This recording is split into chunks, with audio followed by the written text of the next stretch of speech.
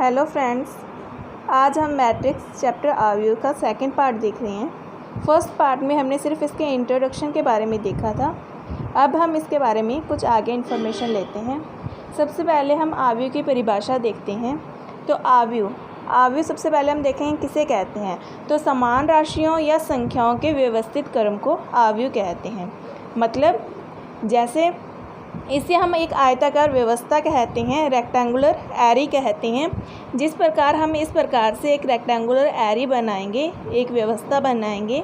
इसमें हम जैसे लिखें A B C D E F, तो हम इसमें एक समान प्रकार की राशियों का समूह लिख रहे हैं, उसे व्यवस्थित क्रम में लिख रहे हैं।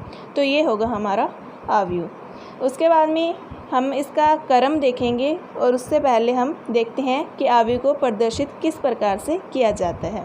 तो आव्यूह को हम इस प्रकार से ब्रैकेट लगा के शो कर सकते हैं, या फिर इस प्रकार से डबल लाइंस का यूज़ करके बना सकते हैं हम आव्यूह, या फिर इस प्रकार का ब्रैकेट बना सकते हैं।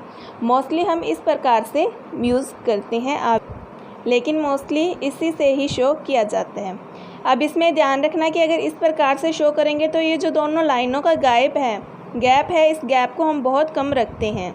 ये सिर्फ आपको शो करने के लिए दिखाया गया है, वरना ये डबल मोड माना जाता है।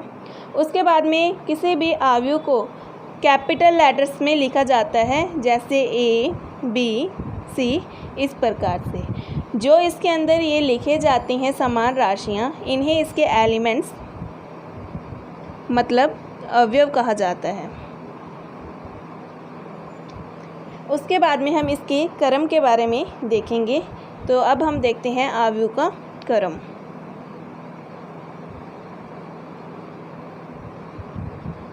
Order of a matrix.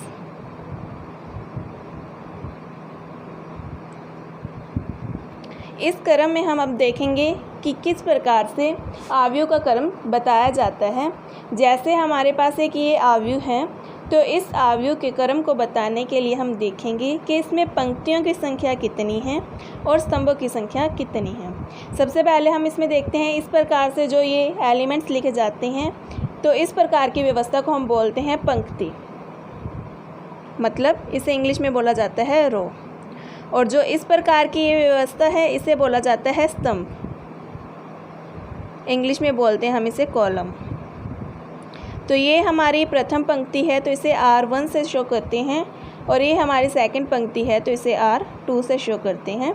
उसी प्रकार ये हमारा फर्स्ट कॉलम है, तो C1, ये सेकंड कॉलम C2, और ये थर्ड कॉलम C3 से शो किया जाता है। उसके बाद में हम इसके बारे में देखेंगे कि इसका संक्षेप रूप क्या है।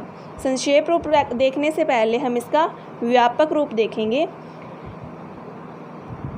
तो अभी हम इसका जो क्रम देख रहे हैं, इसका क्रम इस प्रकार से लिखा जाता है। जैसे इस आव्यूह में हमारे पास पंक्तियां हैं वो 2 हैं, तो 2 बाय, और इसमें कॉलम कितने हैं, 3 हैं, 2 बाय 3 का ऑर्डर होगा इसमें सबसे पहले यहाँ जो लिखा जाता है पंक्तियों की संख्या होती हैं, और ये होती हैं स्तंभों की संख्या।